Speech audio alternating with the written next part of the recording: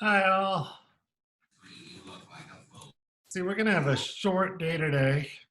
My plan is just to go over the project expectations. So let's give it a couple minutes, make sure we have who's ever gonna join us is joining us.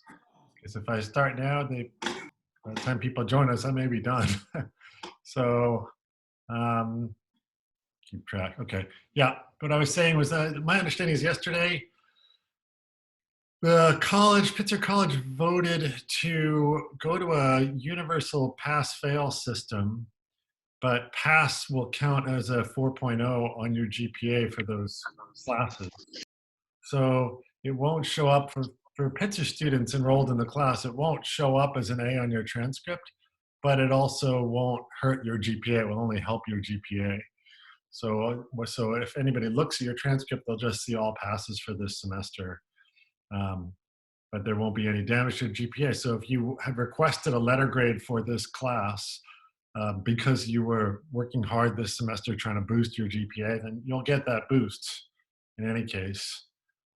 So for those kinds of requests, people who had already emailed me wanting a letter grade because they were working to boost their GPA, um, I don't see any reason not to just go with what Pitzer has passed. I'm not even sure at this point I have the option of changing things for the Pitzer students.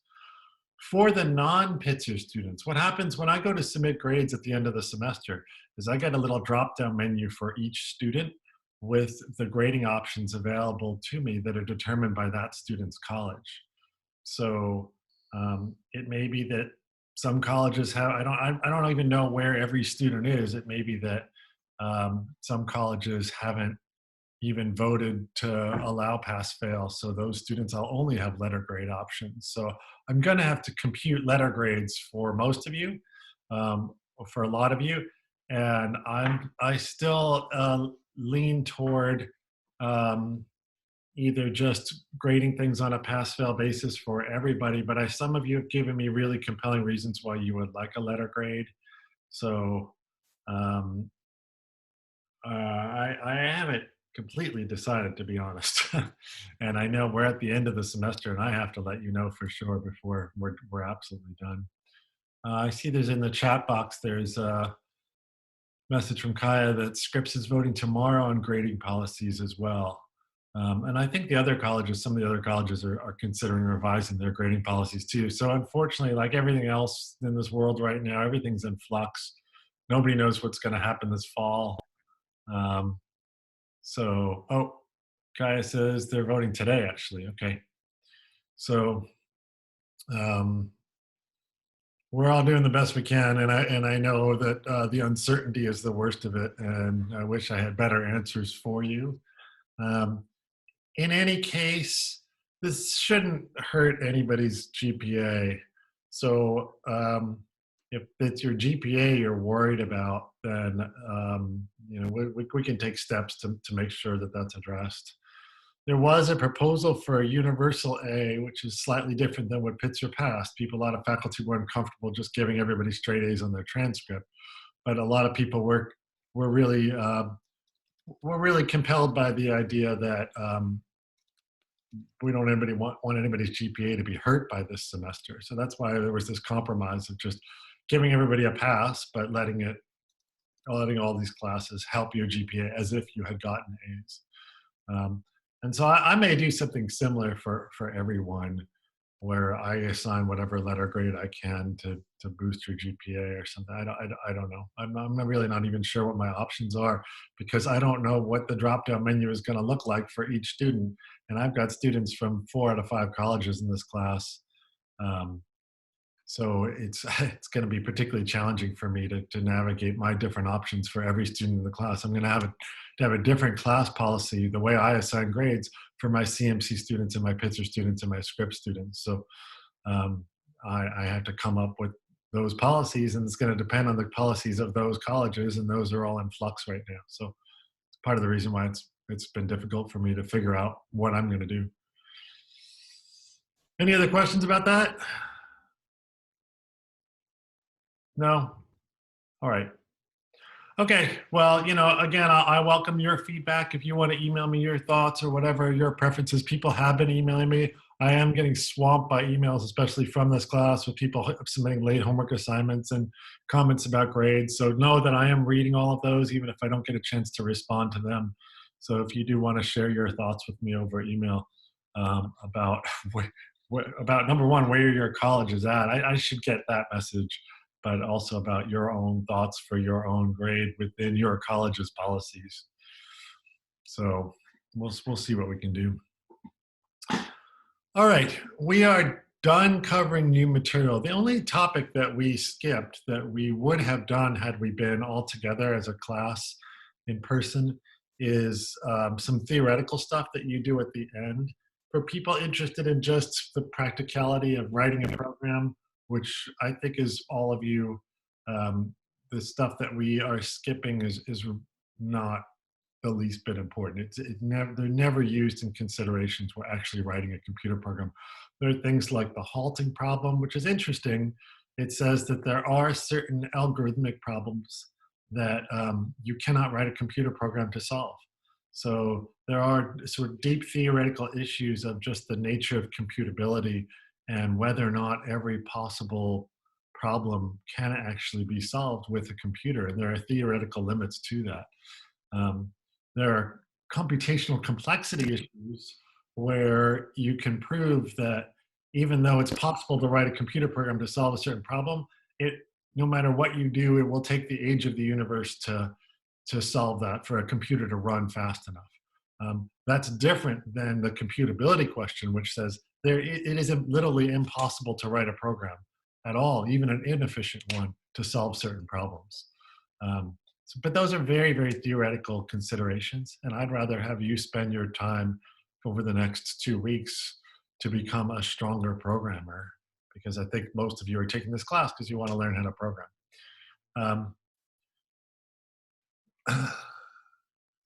Max, is there any chance you could upload the slides for that stuff just to read through it if we're curious? Sure. In fact, I don't even have to upload it. If you go to if you just Google previous versions of CS5, they're out there on the web, and all the slides are there. So I could put them up on our class, and they're worth looking at. And also, like, if you look at the Wikipedia page and the halting problem, it's pretty good. You know, there's a lot of resources out there on that material that will be accessible to you guys. I'll put up those slides. That's a good idea, as kind of optional reading. That's a good idea. We have officially 2 weeks left, 2 weeks from yesterday. So the way I'm counting that is next week. Oh, sorry, I'm cutting out, aren't I? Give me a minute here. I'm going to change my internet connection, and I may lose you guys and have to log back in. Can you all hear me? Yeah? Okay, good. All right. I'm back. I should have a stronger internet now. I've got 2 different Wi-Fi routers I could connect to. We have 2 weeks left.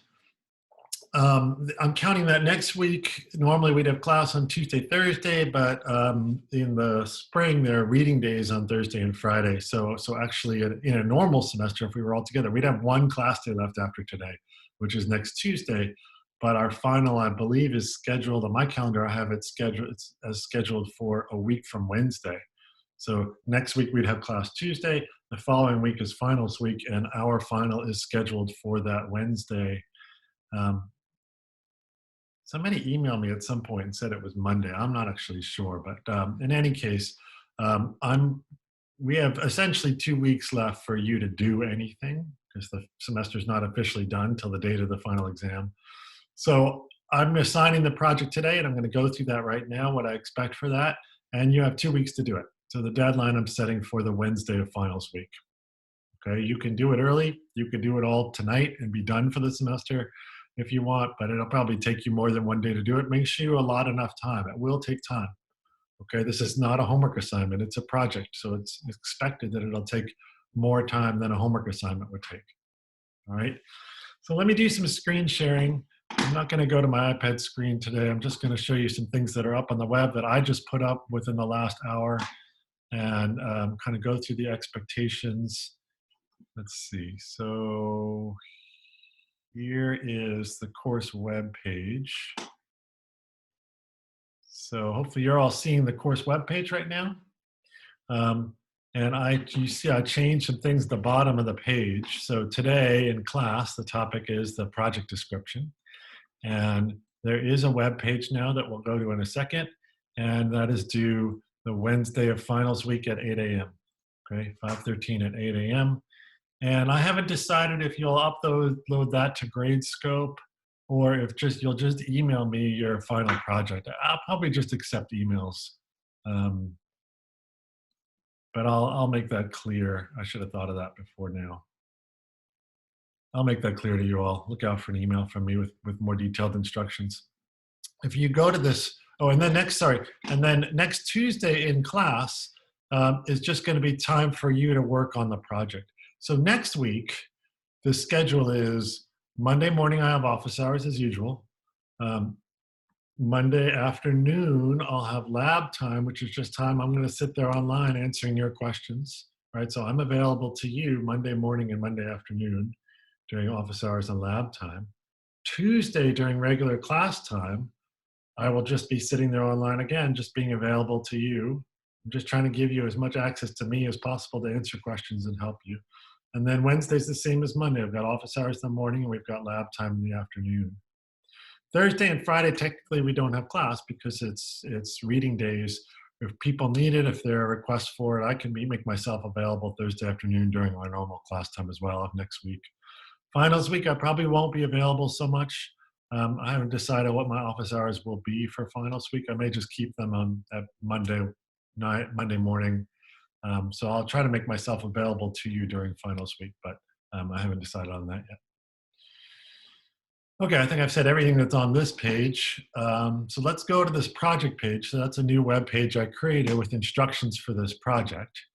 So here's what we're gonna do. You all just did the VPython programming seminar, or at least you should have done it. And before that, we spent like 2 weeks programming Connect 4. And so the idea for this project, everybody's gonna do the same thing, which is to implement Connect 4. All your code that you've already written for Connect 4, you're just gonna import it over into VPython. And instead of displaying the board with just text characters, X's and O's, you're gonna display the board with actual animated checkers falling down columns and landing in the right place, okay? So I've given you some starter code here. It's not very long. So the first thing you're going to do is just copy and paste this starter code and put it over in GlowScript. And I'm going to then share that screen with you in a minute. And then there's some instructions for what you'll do at that point. So actually, let's just jump right over to GlowScript right now, and I will show you what is over there. Hold on 1 minute. Let me just readjust my windows so I can see everybody. I've lost the chat window in case anybody's asking me questions. I want to make sure that's up. All right, so let me change which screen I'm sharing at this point. Okay, so if you copy and paste that code into GlowScript, then you'll see this stuff. And I'm going to go through this code. It's only 1 page of code, really. And when you run it, this is just some starter code for you to get started that I wrote last night and this morning. And I'm going to run this program. And you'll see now it just looks like a Connect 4 board with 2 columns. It is 3-dimensional, but we're not really going to use the 3rd dimension at all. The Z dimension is the depth. The Z dimension is kind of going into the screen, and that Z dimension we're not going to use. X is the horizontal dimension, and Y is the vertical dimension. So we're just really using X and Y, just like the XY coordinates in a math class. And the way I have this set up right now, the left column is column 0, the right column is column 1. And if you press 0 on the keyboard, then a ball falls down there into column 1, just like it would in a Connect 4 game. It's nicely animated. If you press key number 1 for column 1, then a ball falls in column 1, okay? So I've already created something that looks a whole lot like a Connect 4 game. There's lots of things I haven't done. Players are supposed to take turns, and you should make one of the players one color, like red, and another player another color, like blue or black or green or something. We have blue walls, so maybe the other player should be green. It's up to you, okay? So it should alternate as players take turns. The color of the ball that's falling should alternate. One color, another color, one color, the other color, right? So it looks like two different players are playing. The other thing is I haven't done any collision detection except for the floor. So when a ball falls, I'll show you if I hit 1 again for column 1, it just falls and stops when it hits the floor. It doesn't stop when it hits the previous ball. So you're gonna have to think about how you're gonna keep track of how many balls are in each column. And if you know there are 3 balls in a particular column, then the next ball, you should be able to calculate exactly where it should stop, right? So you don't actually have to do collision detection in the sense that you have to keep track of where a ball is and do tests to decide one ball overlaps another ball. You should know if there's 3 balls in a given column, then the 4th ball will stop at a particular height. You'll just be able to calculate that height and you'll know exactly where to make it stop, okay? So 2 things to implement here just to make it a little more realistic before you even think about Connect 4 is alternating the colors between players and making the ball stop at the appropriate point, which is gonna mean now you're keeping track of how many balls are in each column. And in the starter code I'm giving you, there's none of that's there. So you have to introduce a list of lists to keep track of how many balls are in each column, and then you're gonna have to do some list indexing when a ball falls to know how many balls are in a given column already, and then you'll know where to make the new ball stop. Okay, this is all very, very similar stuff to stuff you've already done. Okay, and then of course you want to introduce all the game functionality of your Connect 4. So you're going to just be able to copy and paste a lot of the Python code you've already written and bring it into this. You've already written a board class and a player class. You just be able to copy and paste those in. You want to be able to do, once you get the graphical aspect of this implementation working, then what's happening under the hood behind the graphics should be exactly the same. You're going to do the same sort of 4 in a row detection, the same sort of alternating players. You should have computer AI, at least just apply one computer AI where the computer will always move to win if they can, and the computer will move to block a win if it can. That's the only level of artificial intelligence that you have programmed for your homework assignments. And so that's all. You just want to just copy that, paste in. So it's going to be you playing against the computer in the end. And the computer should be smart enough to win if it can and block a win if it can. Okay? And the other thing is you need to adjust this board. Right now I only have 2 columns, but the problem instructions say you want 7 columns and 6 rows, 6 by 7. So there's a total of 42 possible balls that will fall. And once the board is full, then there should be a message printed out on the bottom that says board is full, game over, which you did in your Connect 4 code previously, right? It was one of the tests you did was, is the board full? Are there any legitimate moves left? If the answer is no, game over, okay? So you've got to, again, just like you did before, you're just copying and pasting that code in. Your code should detect a win for either player and stop if one of the players has won and print that message out on the screen. Your code should detect whether or not the board is full, and your code should just keep asking for user input.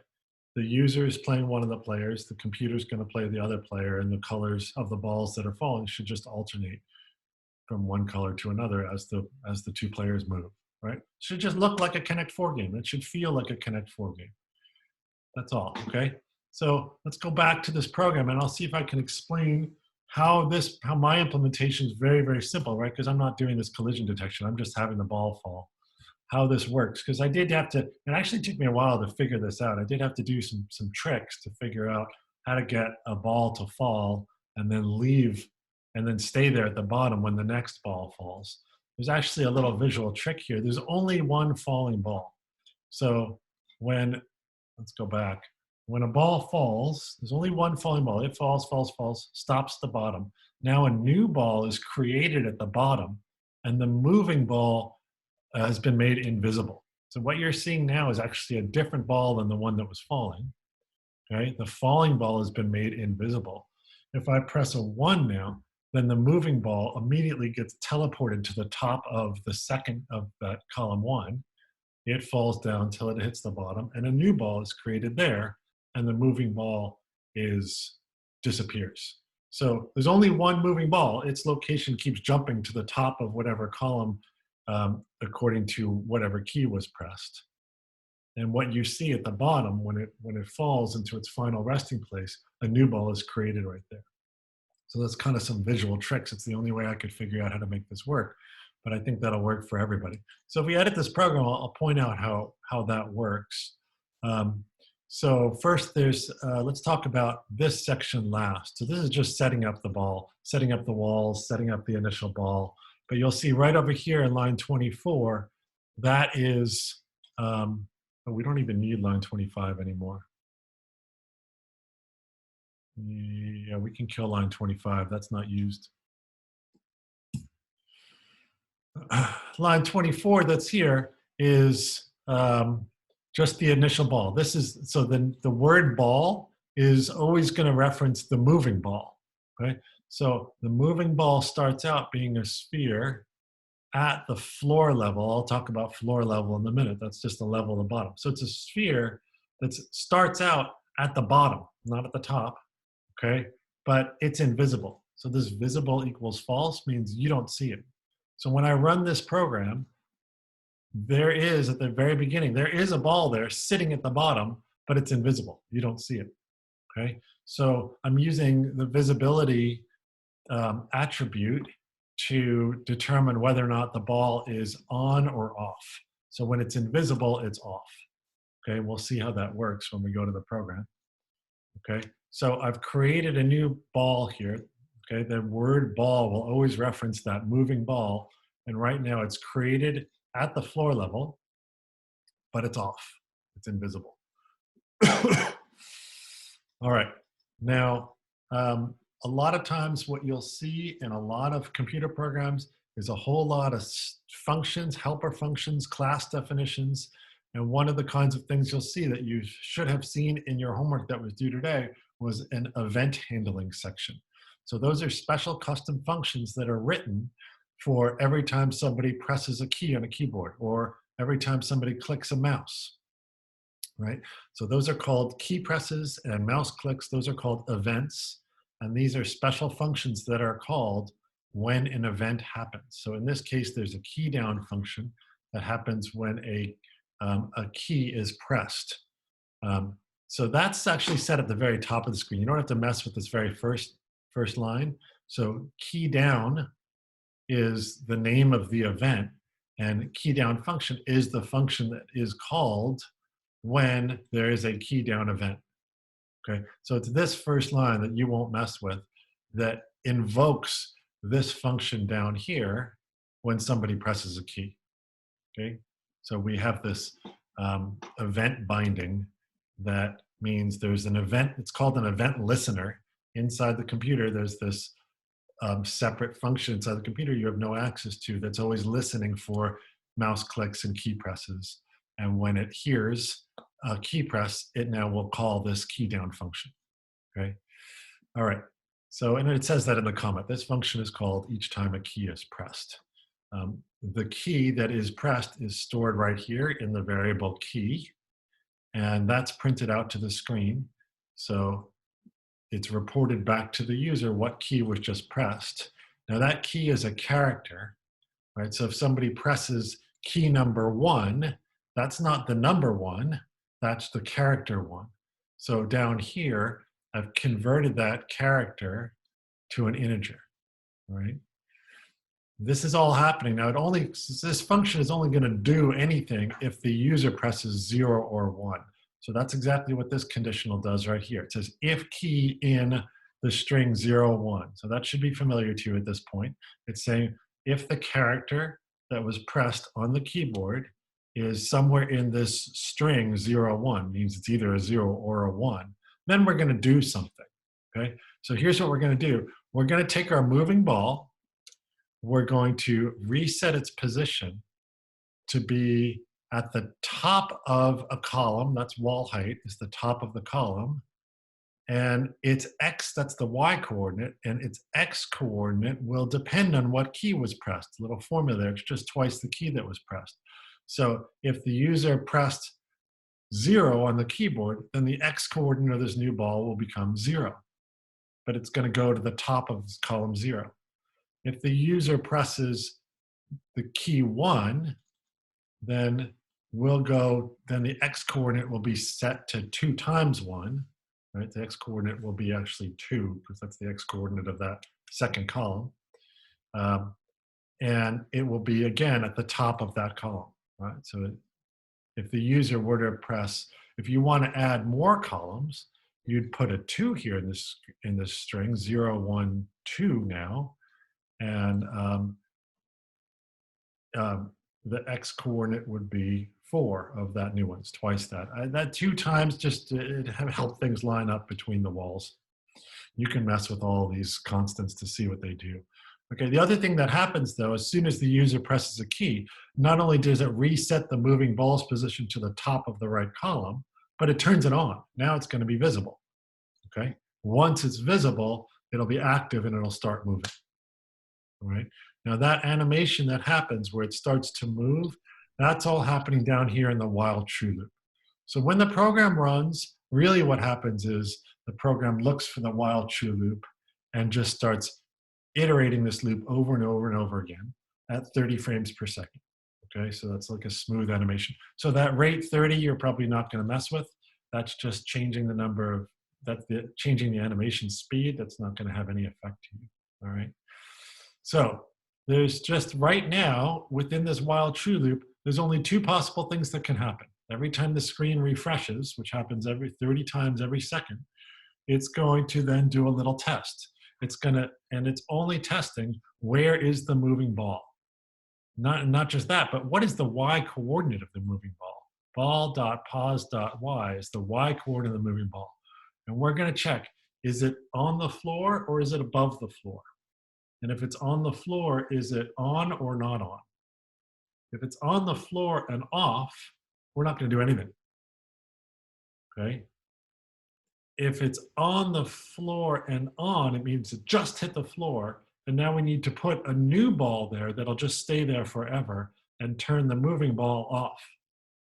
Okay? And that's what these 2 lines do. This sphere line, this line that starts sphere, it creates a new ball at the position where the old ball stopped. Okay, so the new ball that it creates, this new sphere, is at position ball.pos.x, ball.pos.y. Okay, it's right there at wherever it was that the old ball stopped is where the new ball is created. And the old ball, the moving one, is now we turn it off. Okay, so once it hits the floor, we create a new ball right there and turn the old ball off. Then when we sit there and wait for somebody to press a key, as soon as somebody presses a key, we invoke the key down function and move it to the top of the next column and turn it on. Okay. Once it's at the top of a column, then during the while true loop, the position of that ball, the y coordinate, is above the floor level. Really, it's above we're testing the ball's position is really the position at the center of the ball. We're touching the floor if the center of the ball is the radius of the ball above the floor. That's why it's floor level plus radius is what we're testing. Okay, so it looks like it's on the floor if its center is at the floor level plus the ball's radius. As long as we're greater than that, if the y coordinate of the ball position is greater than that, that means we're somewhere above the floor and we need to start moving down. And that's all that happens in this loop is we just move down. We adjust the ball's position. There's a minus equals there. So we're subtracting the vector 0, 0.5, 0. All that does is moves the ball down 0.5 units. Right, so I've commented every single line of this code so that you understand everything that I just said is just there in the comments. So if I just confused you, just read through those comments slowly and I'm always happy to answer questions. you're going to have to add to this a whole lot of code, right? For one thing, you need to import your board class and your player class, all that stuff you've already written in previous assignments, you're going to import into this. And then you're also going to have to really stare at this code and really think about it and think about how to get the ball to stop on top of other balls that are already there, and how to get it to alternate colors every time a new person moves, right? So there's a lot of stuff to think through here to get this to work right. I'm kind of giving you a skeleton here of how Connect 4 can function. You have a lot of the Connect 4 functionality already programmed. You just got to get them to work together and get this going, okay? There's some stuff at the top of the screen here, which is just setup. So I've got variables representing the number of columns. You're going to do a 6x7 board. So you need to change that num columns right away to 7 for 7 columns. The floor level, I don't think you'll need to mess with. You probably won't mess with the radius of the ball, the thickness of the walls. You probably won't need to mess with any of that. I think height 10 will be enough to stack up 6 balls should be enough. If it's not, you may have to change that wall height. I'm not sure, but that should be enough. The width of the floor will change. If you have more columns, then you need a wider floor. But that should happen automatically because you're going to change num columns in line 11, and the width of the floor is a function that has num columns already in it. So that should the floor width should just adjust automatically when you change the number of columns. It may not. I haven't actually tested that part of this, so hopefully that'll work right. I'm not totally sure, to be honest, but we'll play with it. We'll get it to work. Right now, I've only got 2 columns, so there's a floor, right? That's fine. And there's a wall, and a wall, and a wall, right? There's 3 walls because I've got 2 columns. Now you need to have 7 columns, so you need to add a bunch more walls. So you have to look at the wall code, look at wall 1, wall 2, wall 3, think about what's changing from wall to wall there. There's only one number that's actually changing. The pattern should be pretty obvious. You should be able to add more walls as you see fit, as appropriate, okay? Then again, I've already gone through line 24. That's just setting up a new ball to be the moving ball. So this word ball is always going to reference the moving ball. And that's what we're changing in all these lines down here, is that moving ball. We're turning it on and off when it hits the floor. We're moving its position to the top of a column when somebody presses a key, okay? So again, the things you need to do, they're spelled out pretty well in the project description. Here's the project page. You need to add your walls to make 7 different columns. You need to import your game functionality from the Connect 4 stuff you've already written. And then you need to adjust the falling ball so it alternates colors as the players take turns. And also I think the hardest part actually is going to be this part, where you make sure that the ball stops at the appropriate place on top of a column of pre-existing balls. Okay. And then there's other things you can do if you want to have fun with this. I'm not going to require it, but if any of you are interested, you want to make it more realistic. For one thing, adding column numbers would be nice. A lot of you did this with your Connect 4 homework, where not only did it print out the board every time, but it put numbers on the bottom. And that's really helpful for the user. You can immediately say, oh, I want to move in column 3 because there's a little 3 there. You can add in GlowScript, there are sphere objects, box objects, cylinder objects, and there are text objects. You can add actually the column number as a little 3D text character at the bottom of each column. That would be nice. That really helps the user. Another thing you can do is play with the event handling. Instead of listening for keyboard input, you can listen for mouse clicks.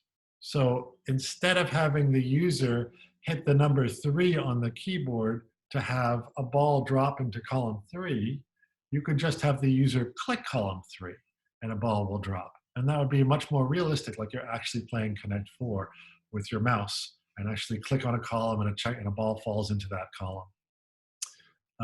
I've got balls there. If you really want to make it look like a real game of Connect 4, the things that fall in Connect 4 aren't columns, they're actually little cylinders that are oriented in the Z direction, the depth direction is the axis of the cylinder, really, really thin cylinders. They just look like little checkers. So instead of balls, that would be a really easy change to make, is you can make them little cylinders that are oriented correctly on the screen. And then, you just have fun with it. If you want, you just keep adding functionality to this. You could add more advanced computer AI where the computer looks ahead more than just one move. So there's all kinds of ways you can add to this. You can make the board look more realistic. I've just got a box on the bottom for the floor and boxes, tall, thin boxes for the walls. You can try to make it look more like an actual Connect 4 board if you want. There's no end of ways you can make this look better. So just kind of have fun with it. Ideally, everyone's going to have it looking. Walter says, in the starter code from the project instructions, the ball is velocity. You can just delete that line. It doesn't. I deleted it when I went through. Yeah, I'll adjust that on the web page. This line is an old line, and it never gets used. Thank you, Walter.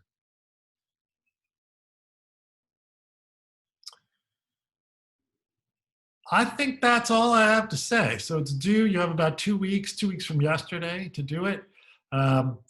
Don't leave it for one day. This is going to take time. Right? You've got a lot of different moving parts, literally and figuratively, to make work together here.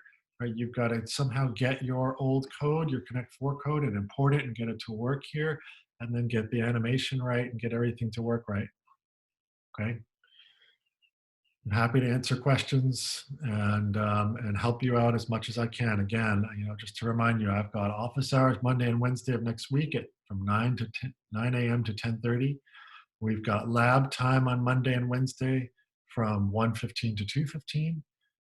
I will be around during class time on Tuesday, and I can be around during class time on Thursday as well if people need it, and I'll try to schedule some office hours for finals week. Okay? And have fun with it. It should be fun to create your own kind of realistic, interesting video game.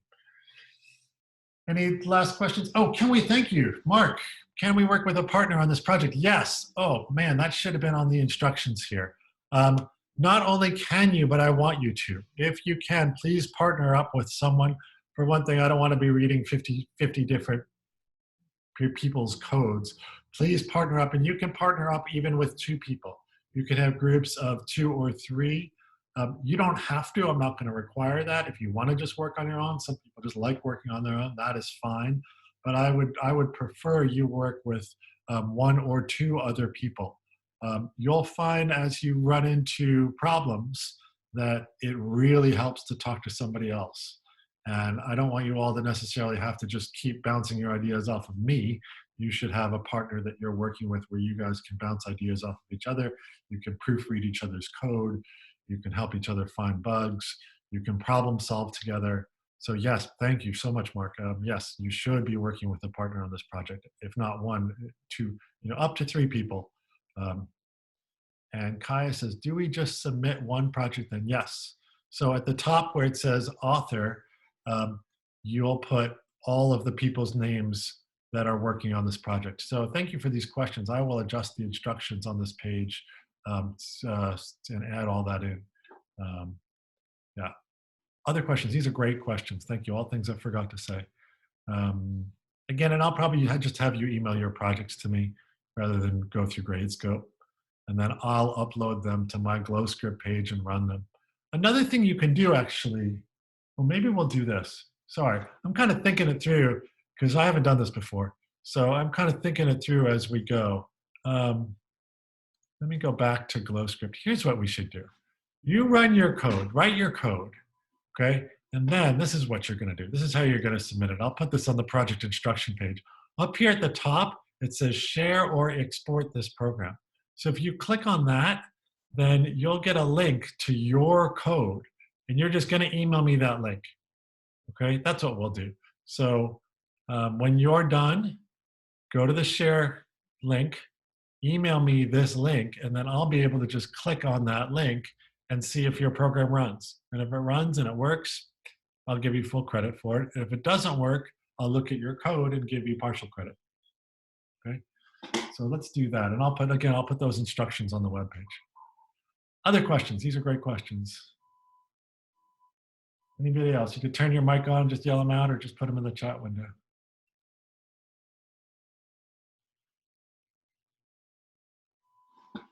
Really? That's it? Okay. Well, good luck with it. And, again, if I don't see you again because now you're just working on your own with projects, have a great summer. I hope you learned something this semester despite all the disruptions. Ahmed just asked a good question. How much percent does the project count for? This is a fantastic question. I have to readjust all of the percentages for all the assignments and the exam that you took. This is counting as instead of your final exam, but I haven't even sat down to figure out what percent that's going to count. So I don't have an answer to that. I will try to figure that out soon and let you all know how all the grades are going to be weighted now, and including this project. And then what I'm going to do about just the grading system for this class. It's just hard, as I said, it's just hard since the grading system is in flux for all of the colleges that all the students in this class are coming from. All right. And Thea says, so we no longer have a written final exam. No, I announced this in class last time. This is in lieu of your final exam. There's no more, we're not doing a final exam. I think y'all get a pretty good example of what you've learned in this class just from your performance on this project. So this is it. Once you do this, you're done. As I say, if you want to stay up all night tonight doing this project and submit it, then you're done. You have a good summer. You're finished. Other questions? See people slowly disappearing from the Zoom window. Okay, going once, going twice. All right, let's call it. See you all in office hours or lab or next year, or if you're graduating, and good luck. Thank you. Thanks, Professor. Bye. Thank you. Thank you.